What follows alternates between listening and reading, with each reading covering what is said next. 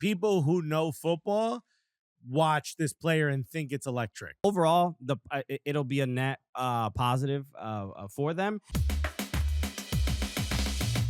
Thomas Müller reportedly is set to join Vancouver Whitecaps. So Thomas Müller's coming to MLS. So he's leaving Europe. Did he leave Europe too soon? Is this the right time? Could he have gone elsewhere? Is he even a big signing for MLS? This is the top topic. Let's get into it. This is the top topic. So, first of all, when I saw the announcement, and you see the images of him in a Whitecaps jersey and all that stuff.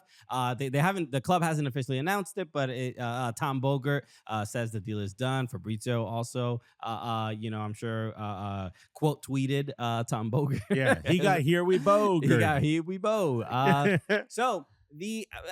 My initial thoughts are like, oh, he's how old is he? 35, 36, something like that. He's up there. I believe he's 34. So he's up there, but he's also not a guy that, as far as like, he's not going to necessarily put butts in seats, but as far as getting a solid veteran presence on your team, I mean, there's few players in the world that you could even, sign essentially. And he's just I don't think it's not gonna work. I'm not worried about it, but it's a little bit, it's puzzling mainly because the Whitecaps never sign anybody where anybody gets excited about.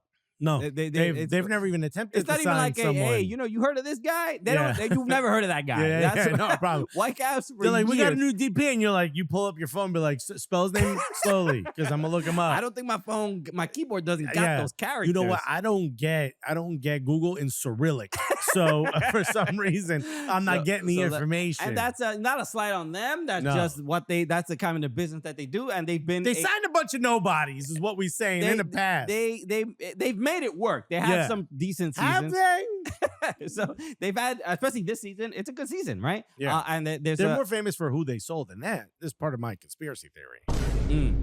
Okay? Because remember, Vancouver Whitecaps, wonderful team, But they're probably most known, up until this moment, they're most known for who they sold, and that's Alphonso Davies. Right, Bayern Munich left back. That's right. Ooh, wait a minute. Bayern Munich. And remember, a little while ago, there was a podcast that he was on, and he was talking about Thomas Müller. Do we have the audio? Can we pull that up? Yeah. Let's pull that up because I think this is important if we're going to round it all out. We're going to pull all the red string together. Neymar dribbling, they think that's what it takes to be a professional. Yeah. The thing is, it's like Thomas.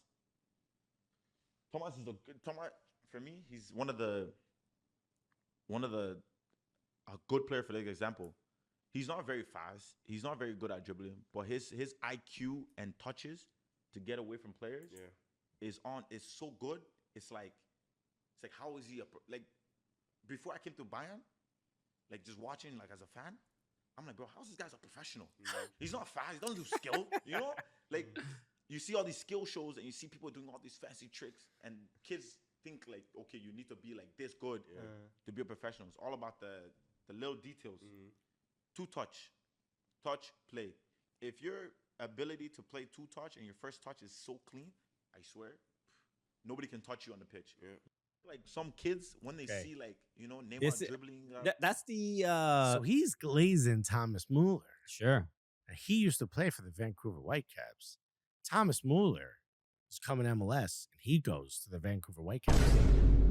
Alphonso Davies, basically the best GM in MLS, is what I'm saying. He's his agent, maybe. Yeah, he's the sporting director.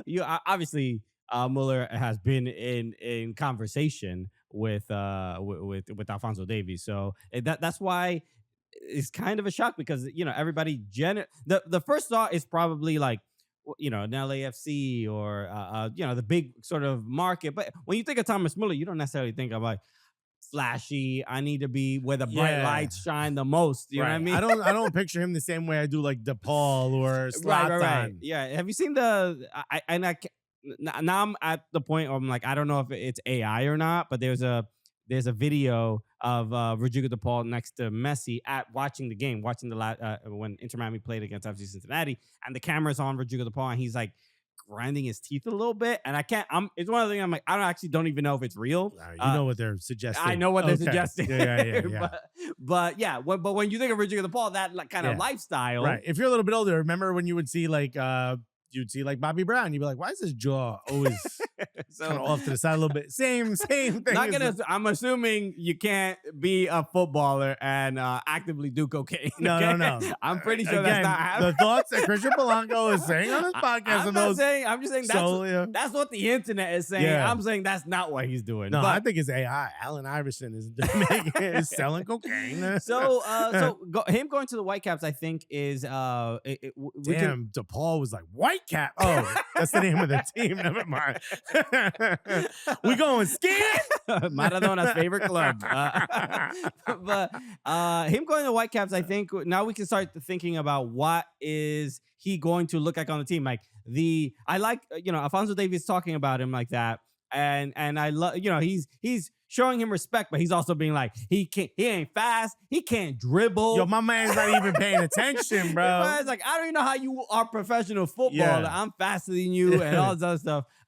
But that is the fundamentals to his game, right? He is just he just does the little things so correctly and so right that this is why he will always get minutes on any team in the world. It's like I forgot who it is, but there's one of those.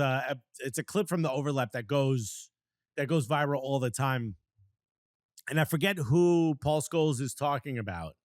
I believe it's like Busquets-ish, right? Sure. And he said, if people who know football watch this player and think it's electric, you know what I mean? To watch him, he's considered boring, but it's in those little movements. A player like Thomas Müller coming to MLS, I'm going to agree with you. I don't think he puts butts in seats. I don't think he's going to be a ticket sale. I don't think people are going to, maybe there's Bayern Munich fans in every city that are going to come see him, and there's going to be a little bit of a bump up in ticket sales. But for the most part, I don't think this is going to be like Messi, where, oh my God, everyone's got to go see Thomas Müller play. I don't think so. I also don't know if he even makes the team much better. I do think the lasting impression that Thomas Müller will leave in this league, if he stays for a couple of years, is that he's going to be able to teach the next generation of midfielders how to like calm down. You know what I mean? Yeah. You don't have to do all the crazy stuff. It's about making the right choices, closer to like what Busquets is doing. You know, there's a clip of I forget who it was. I think it was Prince Boateng, if I'm not mistaken, when he goes to play with on the same team as Pirlo. Okay. He's like, and he had just come from England. Yes, So he's yelling. He's like, I'm open. I'm here. Pass this way. Pass this. He's like, that's how we do it in England. We always talking to each other. And Pirlo, who doesn't know English, gets someone who understands English and goes to translate. He goes to him. He's like, hey, be quiet. Like the defender will now also know you're open. If you keep yelling, I'm open. If you're open, I will see you. Right. And that is like the level of Andrea Pirlo's like, buddy, I got it. You don't have to yell. Stop letting the defender know you're open. Be quiet. I think that's kind of like what Thomas Müller will do, is add that extra layer of like, relax. You know, if you have two defenders coming this way, you don't have to run as hard as you want that way. You have to take one touch this way or one touch that way. And that will give you enough time to look up. And if you check your shoulders, you've done the work, you know where everyone is, you can make a decision. That to me is what I think Thomas Müller, especially this should be good for the U.S. men's national team, because one of the midfielders is Sebastian Berhalter. Mm-hmm. And he's looked good enough in the Gold Cup to, I think, be a part of the squad. Having Thomas Müller there to sort of usher you forward, give you some tutelage, is only going to make him better. Now, I don't know if that necessarily makes him the starter come World Cup. I'm not saying that. I don't think it makes him the best midfielder in the world. But you're going to learn a couple things. Yeah, you pay a lot of money to get Thomas Müller to be there for every training and go, yo, you're doing it wrong. Right. My only concern is like I think of like Sergio Busquets, and I think Müller will probably have a similar type of role, just in the midfield. Maybe not as he's not going to be like an 8, but he's going to be a holding mid. That's my best guess. I know he's going to be an olding mid, bro. I know he kind of plays striker sometimes for Bayern. I can't imagine that is what they're going to ask him to do. But Busquets is a great example. Who another player who has the technical facet of the game just down pat. He knows what he's doing, but Inter Miami are put in situations where they have to defend like absolute maniacs. So you need to supply him with speed around him. Well, that's the thing. Vancouver are probably in a better situation because they don't also have players that are 36, 37, 38 years old on their team. It looks like the average age is about like 28, 29. So it's a pretty young They are a very young squad. team, So it's an interesting decision for Vancouver to bring in Thomas Müller, and it's also an interesting decision for Thomas Müller to go to Vancouver, right? Right. I'm excited to see. I'm excited that Thomas Müller is in the league, and we can get to watch him. Agent Davies, bro. I don't want sort of what happened to like Bastian Schweinsteiger to where it was just like not great. Chicago is a much different project than their DPs have like pretty consistently been right. failures.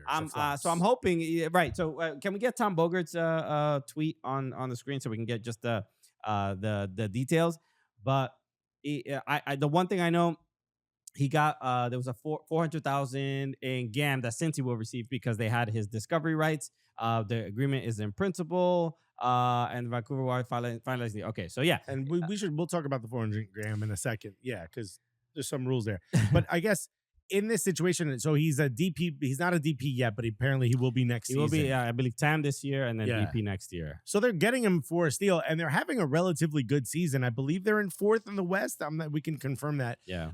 They're having a fairly second. They're in 2nd place on the West. Sorry. They're having a really good season. I believe they're in 4th in the Supporter Shield. Maybe that's what I'm looking at. So Thomas Müller, I think he might elevate this team a little bit, but if you want to elevate your YouTube algorithm, hit the like button right now. But we're looking at their season and saying, is this the player that puts them over the top? And I know the question is, does this make them title favorites? But I don't foresee this being the move that immediately makes me think they're better than Miami. They're better than... Well, they beat Miami in CONCACAF. Sure, but in a playoff situation with MLS Cup on the line. Sure. I don't know. I think I'm not necessarily. I haven't seen enough from Miami to just maybe because Miami hasn't been playing in those playing CONCACAF Champions Cup and while playing in the league because they had a little bit of a slow start or they just had some bad results early on in the season. Right. So are they? I think the Whitecaps are title contenders without Thomas Müller. I think they're Western Conference title contenders. I don't know if they're MLS Cup title contenders just yet because to me, you have to be like Philly. Philly's in 1st place on the East. I still don't really consider them title contenders because you haven't proven it to me when push comes to shove. You know, MLS, you need to be able to catch momentum towards the end of the season. It's smart to bring in signings now. Sure. I think that's smart, right? Get it out of the way of like learning. And once you really have cohesiveness, now starts MLS playoffs. But think about the stalwarts who are having a good season. Nashville having a pretty good season. Your FC Cincinnati's who are having a very good season. Play teams like that they can put it together defensively. They can play well in the playoffs. Are those the teams that do you think all of a sudden Whitecaps now jump over those teams in your mind come playoffs? I think they have the potential to. I don't have any real reason to doubt them. I think they are good enough as you is. Said their average age is 28. That's pretty young. Yeah. Lack of experience. Although, now you're bringing Müller. That's certainly the most experience. I feel like the last few games, they've looked not in the form that they started the season in. But I don't think there's any real reason to worry. I think overall it'll be a net positive for them and.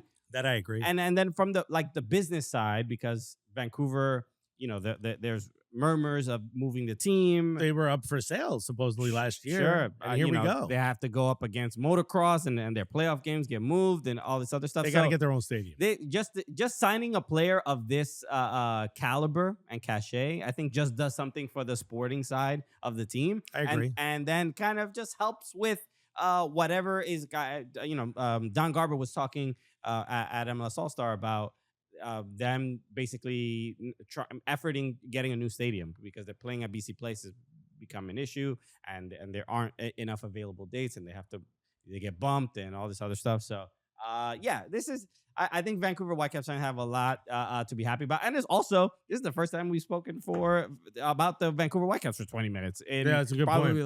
In all the one thing I will say, though, is I think his career in Europe was mostly over. He would have been riding the bench anyway, at least for a contender in Champions League. So this is smart. We'll see. I mean, Go to MLS. he has to play well or it's not gonna look good for his own career. And then if he does play well, it's gonna be like, oh look, MLS. Look at the level. This we're sort of damned if you do, damned if you don't with this. All right.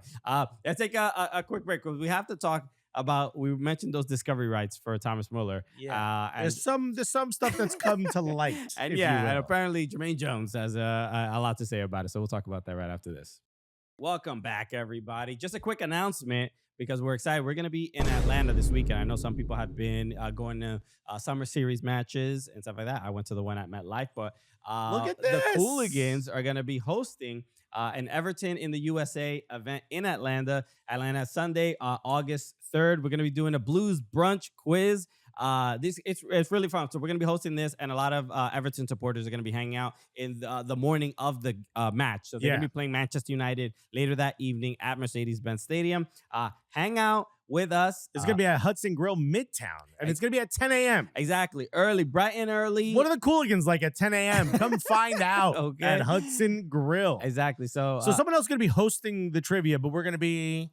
interrupting. We're going to be interrupting a lot. We're going to be making crude jokes at 10 a.m. And there's going to be some Everton legends there as well, some surprise guests. So come through. Probably the biggest Everton legend is Christian Polanco. Exactly. I mean, everybody knows me as that. I didn't get this tattoo for no reason. He forces it's on his lower back. But it's also going to be $10, and that includes a drink. It also includes a draw for to win prizes and stuff like that, and you can participate in the quiz as well. So come through, Hudson. We're coming back to ATL, baby. Exactly. Hudson Grill, Sunday, August 3rd, 10 a.m. Go to our socials if you want. Hudson Grill Midtown. If you don't have wings on your menu right now for brunch, please add it before we get there. Okay. All right. Let's get to these MLS discovery rights. Have you seen what Jermaine Jones is posting on social media? Jermaine Jones has been we have this Cooligans folklore when it comes to Jermaine Jones. He's very much a part. He's like he's alive and well, but the spirit of Jermaine Jones lives in this studio. Yes. So when he talks, we listen. Exactly. So he had something to say about his German homie, Thomas Müller, because Thomas Müller was he saw that FC Cincinnati were in the negotiations with Vancouver Whitecaps about those discovery rights. And let's pull up what Jermaine Jones said. Alexis, you want to read that? Yeah. So once again, we've gone to Jermaine Jones's stories and are making an entire segment out of it. Jermaine Jones wrote over what is a photo of a news article. It's a screen cap of a news article about Thomas Müller coming to MLS. He said this rule has to change. How can FC Cincinnati now ask Müller to play for them or demand money when he clearly wants something else? This is exactly what happened to me back in 2014. Chicago Fire were the first to reach out and we had an agreement. I was excited. Then suddenly I was told it wouldn't happen because the league and the Kraft family had a behind-the-scenes deal that the next U.S. men's national team player had to go to New England. When I pushed back, the league told Frank Yallop and me, quote, "We'll make it look like a blind draw between Chicago and New England." But let's be honest, it was never a fair process. From the beginning, the league had already decided I was going to the Revs. Players deserve transparency and the right to choose. No backroom deals. Again, everything I just said was this story that Jermaine Jones posted, which, again, it's a lot of allegedly. Right. But he's saying that there was a backroom deal. And we've heard of this before, that team like men's national team, like, all right, well, if you got a men's national team player come back to the league, right, another team comes. And it looks like New England was next to bat. He ended up getting going there. I had a good career there. He helped them, came in midseason, made them, helped them get to the finals, if I'm not mistaken. I think so, yeah. Sure, yeah. So clearly had a good run there, but he had a deal worked out with Chicago already. Now, everywhere else in the world, a team calls you and says, "We want to sign you." You work out a deal. They say, "Okay." Mm-hmm. You know, Manchester United can't call Jokeres and go, "Sorry, you got to go here, not Arsenal." Exactly. So this, I mean, the statement here about the we'll make it look like a blind draw. That's really the biggest. The big highlight. And this is something that for years we all sort of thought this or thought that it was a possibility. Even people have written articles just kind of openly assuming this is what's happening. Is Sure. like these. We'll make it look like a blank, but we really it's a blank. And this is something we're sort of used to within FIFA when it comes to who gets the World Cup, Right? The Champions League draw, the warm balls, Yeah. blah blah blah. This is we all sort of know this, but for a player to so specifically and Egregiously. and just whether we don't know if it's true or not, but this is what he is saying. He is the player that was involved in this situation, so you would assume that there's some accuracy or some truth to what he is saying. And I think this speaks to a different time in Major League Soccer where maybe there were less eyes on the league. And this is how they wanted to handle their business, and because they wanted certain markets to not you dwindle or get less interest, and also the Kraft family is quite influential when it comes to American sports. Yeah. If you don't believe me, find out what day is the DC World Cup game happening. So Jermaine Jones kind of saying this, it sort of stokes again the conversation about discovery rights and like why do we still need really them? Not just that. I think it shines a light on all of these, like, I don't want to call them MLS rules. I'm going to call them MLS mechanisms. All of these, MLS rules. All right. What was the reference? Just a little guitar. Oh. With a Z, you know what I mean? MLS. It's just very cool, you know what I mean? Yeah. Cool. Sunglasses dropping the. By the way, every producer's staring at Everybody Christian, just left. trying to figure out what he means by that. But no, sometimes, look, we all got bad jokes, buddy, and you got to marinate in them. Hey, man, I'm just here to have a good time. Yeah. I think this brings to light, and this should stoke the conversation of, why do we need all these stupid rules? Remember when I got yelled at after a press conference because I said, hey, why even have a cap? What's the point of all this? Right. Why make more rules to protect the idea of a cap and still allow teams to go by players when we could just stop it? I've said from before, Inter Miami should not have been punished for paying Blaise Matuidi more money. First of all, my favorite name in all of soccer history. And also not the player that you think deserves all this extra crazy money that you want to get in trouble for. But if teams want to go out and spend more money, they should be allowed to.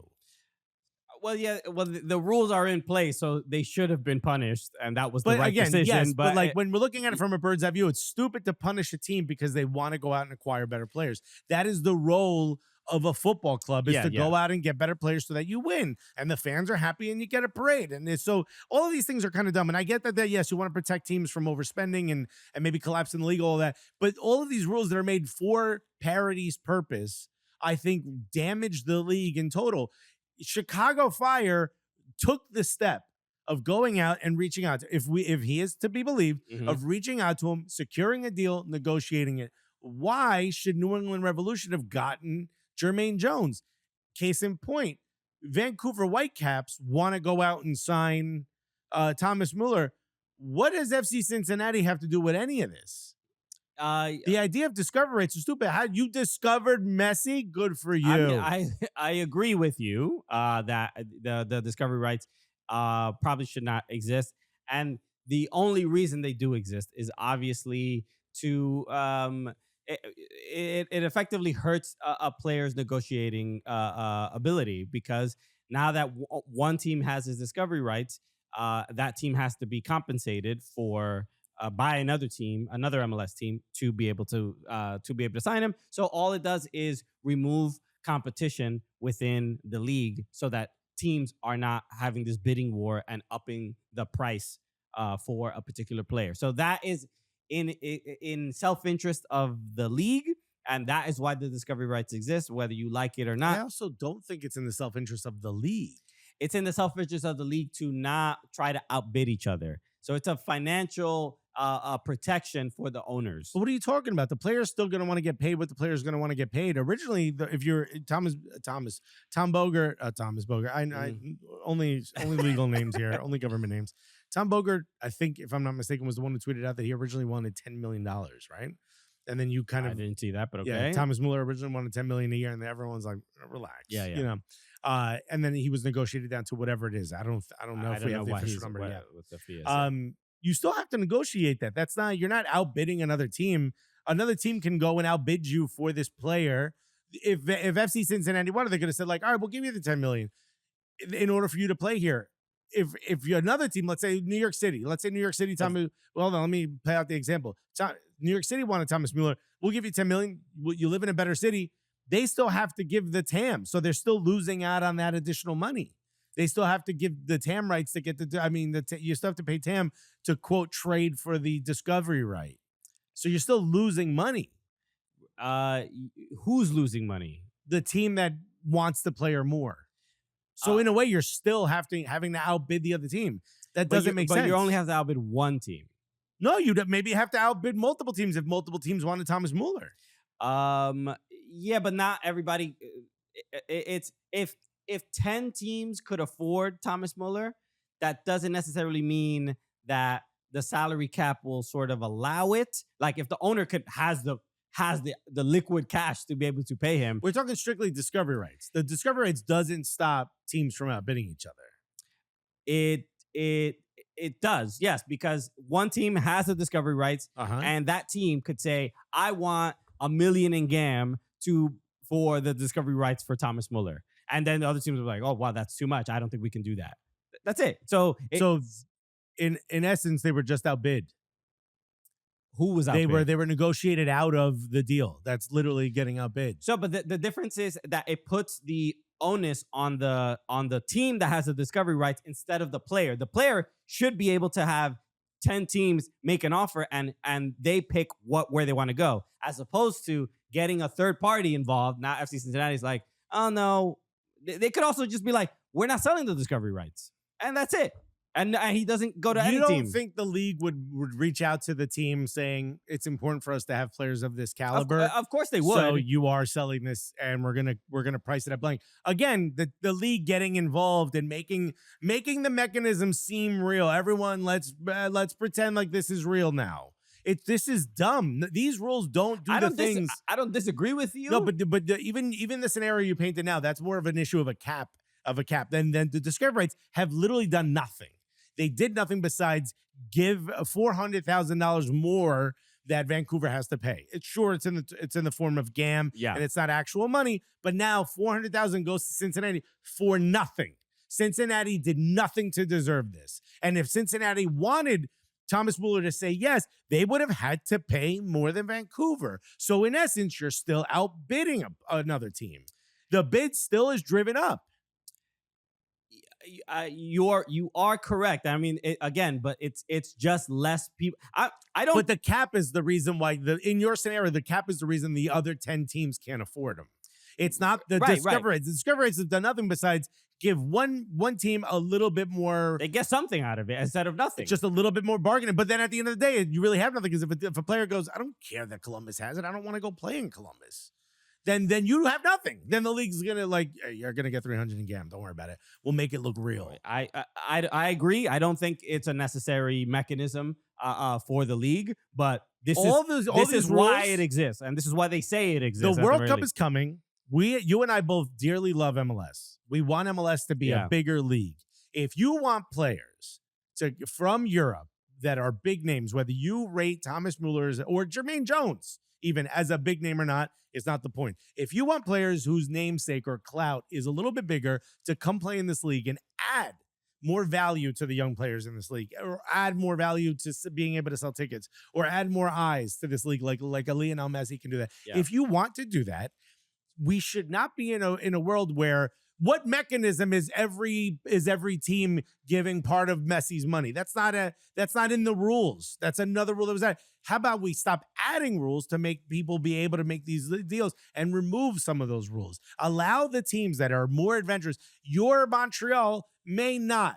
CF Montreal may not go out and sign a big name player. And you shouldn't be punished if you don't want to do that. If you can find a way to win, which they seemingly have in the last few weeks, if you can find a way to win with lesser value players, or players that aren't valued as highly, then go for it. But if you are Inter Miami, if you are Vancouver Whitecaps, seemingly, if you're FC Cincinnati, who also made a crazy bid allegedly or supposedly to Weston McKennie, big money. If you have the ambition to go and sign big name players, why is the league putting in rules stopping you from making the league better? It doesn't make any sense. I mean, you're not getting arguments from me. The only devil's advocate, the only argument they would make is just like they don't, whatever. And we've had this conversation a dozen times. They don't want super teams. They want more parity throughout the league. And this is the Miami is a super team. This is the way they plan on. But hold on. Miami is a a super team. And what's the value of having Miami as a super team is that when they come to your city, you sell a lot more tickets. It is a traveling circus. Jorge Mas said it himself. Every game we play is an all-star game. Whether you agree or not, every game they play probably sold not only more tickets, but a higher value than the All-Star game. Everywhere they go, the big bad Inter Miami, they get booed in every other city. Well, I'm sorry, in New York City. Everywhere else they get cheered on by kids wearing pink jerseys. But more people show up to go see these teams. If you had 2 or 3 super teams in the league, if you had a Barca and a Real Madrid and an Atleti, you'd have more teams showing up, selling more tickets in your city. I don't see the negative in having super teams. And if you are a fan of a team that won't be a super team, Montreal, Dallas, some of these other ones, then then it's up to you as a fan to ask more of the owners of your team. That's fair. I mean, look, I think they should follow what in the steps of NWSL. They got rid of the draft. They got rid of trades without without the approval of the player.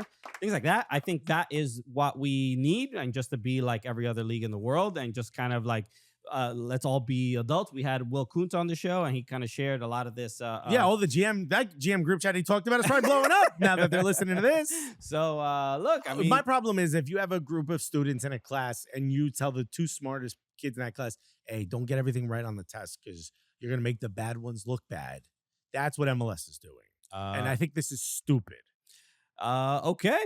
And I want better for MLS. I'm a big fan. I'm a season ticket holder now for a decade. Which, again, I got tickets when I was 13 years old. It was his Christmas gift. Yeah, I was a young man. I'm just very stressed. All right. Let us know what you think as far as this. I mean, do we? Let's just put the question to everybody. Do you agree with everything Jermaine Jones says and does in his entire life? Ever? Yes or no? No. So let us know what you think about that. No, what do you think about the hidden loopholes in MLS? Yeah, because these are dumb. It's getting a little crazy, and just hearing this, Jermaine Jones saying like let's create a blind draw. I mean, it just should never be at that kind of MLS should never be in that place at all, ever. And the only time in movie or TV you hear "let's make it look" is usually followed by like an accident. You know what I mean? It's not a good sign. It's not a good sign if your dialogue starts off the same way. Discovery as just they fell down the stairs. Hey, fell out of the back of a bus. Müller fell out of the back of a truck. Right, stop asking questions. Yeah, right. Easy now. All right, let's take a quick break. We're gonna come back with a little bit more right after this. Welcome back to the Cooligans. Let's talk a little bit more about England winning the Women's Euro. It's been amazing. We got a chance to see the parade and the festivities. We learned a little something about Sarina Wiegman, the winning coach for the England national team, the Lionesses. Yo, she got some game, bro. Okay. She tapped in, dude. It's one of those I hear my people, but I don't see my people. Yeah. Because she's apparently a huge fan of Burna Boy. Burna Boy. And sometimes people say like, yo, I'm a fan of blank. Just to like, I'm just trying to connect with the youth. You know what I mean? I'm trying to connect with the young players on the team, the Chloe Kellys, if you will. Right. And this is for real because they surprised Sarina Wiegman with Burna Boy. Yeah, which is what a nice surprise. Tell me about it. I was supposed to interview him at the Champions League final, and he did not show up. There was like about 8 of us that were going to interview him, and he said, nah, I ain't going. Wow. We should have told him Sarina Wiegman was there, bro. Serena, not Sabrina. So I keep saying Serena. Okay. I got the Wiegman part right, though. I stopped saying Wiegman. Let's take a look because the celebrations were really fun. But this is...